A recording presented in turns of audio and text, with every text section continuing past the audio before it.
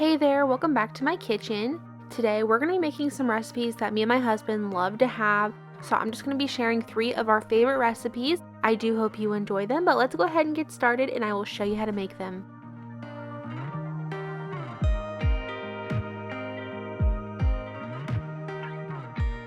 First up, we're going to make this chicken bacon pizza with a garlic dill sauce. You've probably seen this on my channel before. I have made it many times. You will need to preheat your oven to 375 degrees. To begin, I'm going to go ahead and start cooking some bacon. In total, we're going to cook about 5 pieces of bacon. Once the bacon is done, go ahead and just remove that over to a plate with a paper towel and let the grease drain off there. Next, I'm taking 1 chicken breast. I just sliced it in half, and now I am seasoning both sides of the chicken breast with salt, pepper, and garlic powder.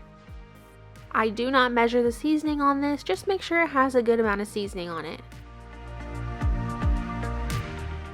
Now take the chicken breast over to the pan that you cooked your bacon in.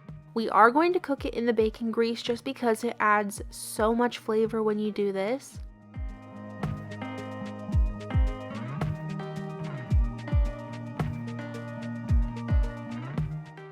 And then once the chicken breast has cooked all the way through, you can go ahead and add that to a paper towel as well.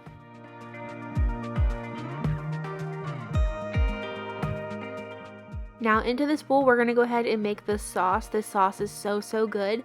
So to begin, you will need 3 tablespoons of mayonnaise, 3 tablespoons of sour cream, 3 tablespoons of half and half a teaspoon of onion powder, half a teaspoon of parsley, half a teaspoon of dill, half a teaspoon of garlic powder, a 1/4 teaspoon of salt, and finally just a couple shakes of pepper.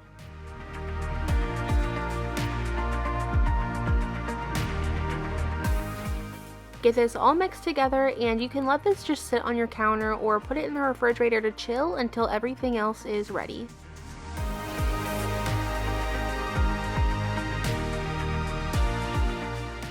And now moving over to my cutting board, we're going to go ahead and cut some of this up. First of all, I'm just going to cut up a very small amount of red onion. You do not need a lot. 1 Roma tomato. Then you will chop up the bacon that we cooked earlier. And last but not least, you will just need to cut that chicken into bite-sized pieces. I did not show myself making the pizza crust just because I feel like I have done that so many times, and this recipe is already quite long, so it kind of drags it out. But I will link the pizza crust recipe that I love down below in the description box. Go ahead and add on your sauce and make sure to leave a little bit around the edge for the crust.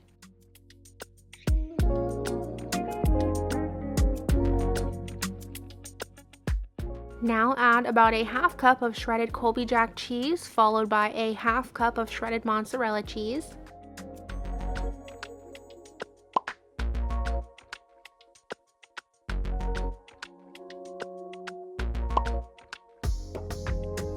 Next, add on that chicken breast, and yes, you will want to add the entire chicken breast on at this point.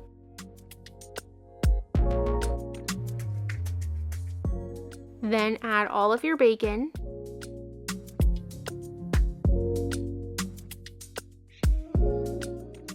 Next, I'm just adding on the red onion. Sometimes I will go ahead and chop this onion up pretty fine, but this time I just left it in bigger pieces to make it a little bit easier on myself. Next, add those Roma tomatoes on there, and I'm only adding this to half of my pizza just because my husband is not a fan of the tomatoes, but I love them, so we're going to go ahead and add them onto my half. And then to finish this off before it goes into the oven, you will want to add another 1/2 cup of shredded Colby Jack cheese and another 1/2 cup of shredded mozzarella cheese.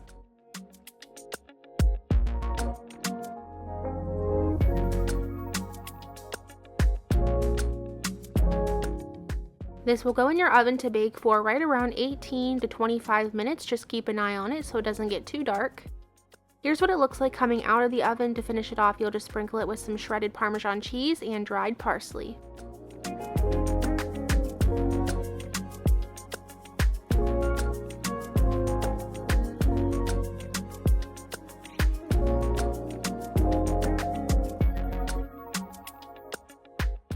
Here's what it looked like on my plate. This pizza is just out of this world. I mean, I can't even describe it to you. It's just so, so good. One of my favorite recipes of all time. To go along with this, I actually made some garlic cheesy bread. I just made that on a video not too long ago, so I will link that below for you as well. But overall, this pizza night was 10 out of 10.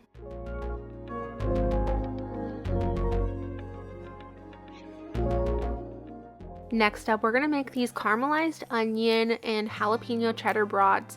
These are definitely a great summer favorite of ours, but we decided to make them this week because we had been missing them. To begin, you will want to go ahead and slice up 2 large onions. If your onions are a little smaller, you may need 3 to 4. This recipe does require a lot of onions.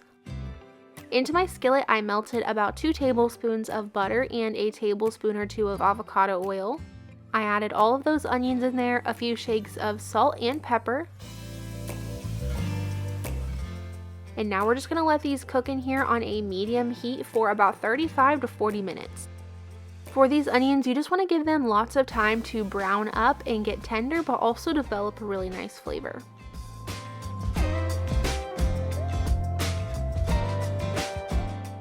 Next, for this recipe, you will need 1 package of beer brats. You can use any brats you want, but I think that beer brats work perfectly with this recipe. I like to cook those brats in my air fryer on 390 degrees for about 10 minutes. You will also need 1 can of this Fritos jalapeno cheddar dip. Here is what your onions should be looking like after all of that time cooking. And now we are going to go ahead and build the brats. So first I just added 2 of those brats into some hot dog or brat buns. Next, don't worry about heating up the cheese. The brats and the onion will heat up the cheese just fine. You'll just add a nice big spoonful of that jalapeno cheddar cheese over top of your brat.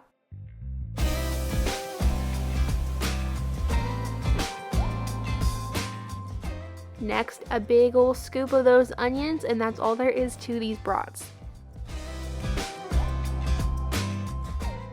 This is what they should look like when they are all done. This recipe is so simple, very easy. Usually I like to make these in the summertime and serve them with some corn on the cob and some watermelon. But tonight we kept it super simple and just had some tater tots to go along with it.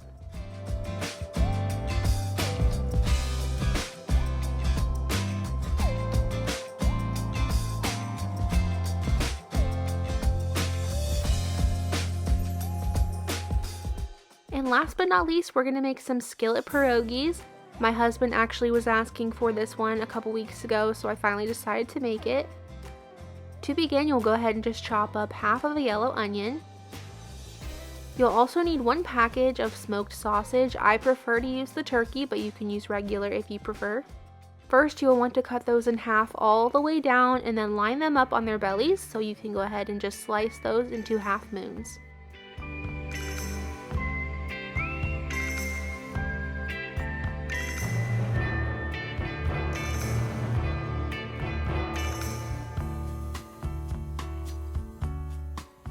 Next, into a skillet on my stove, I'm adding 1 tablespoon of butter and 1 tablespoon of avocado oil. Once those are nice and hot, go ahead and add the onions and the sausage in there and let those brown up and get tender for about 10 minutes. In the meantime, on the back burner there, I have a pot of water started. To this pot of water, once it's boiling, go ahead and add in 1 package of cheese pierogies. These will not take long to cook at all. Once they are floating to the top, you can go ahead and drain the water. You will also want to remove the sausage and the onions out of that skillet when they are all done to make room for the pierogies. Before adding them in, just make sure to add about a tablespoon of avocado oil. Let that heat up, and now you are just going to brown these up on the outside.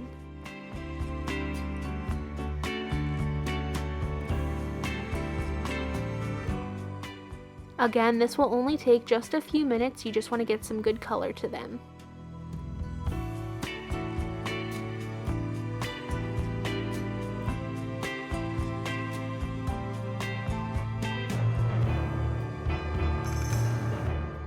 Once those are nice and brown, go ahead and add back in the onions and the sausage along with 1 cup of heavy cream.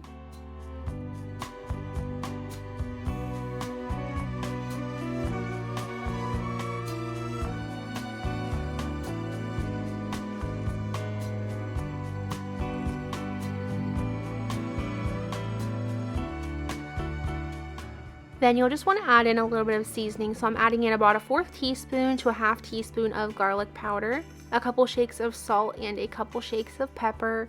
And then this is optional, you can add just a touch of red pepper flakes to add just a little bit of heat if you'd like. Give this a good stir together and let this sit on your stove for about 10 minutes on a low heat. Don't be afraid to give this sauce a little bit of a taste, see if it needs any more salt and pepper or maybe even more garlic powder. Once the sauce is where you want it to be, go ahead and just sprinkle the top with some shredded Parmesan cheese. This is what it'll look like when it's all done. I love making Italian style green beans to go along with this. They just go with the sauce so well. This is another one of those meals that's just beyond easy but yet so flavorful in the end. If you haven't tried this or if you've never had a pierogi before, you should definitely try them out because they're delicious.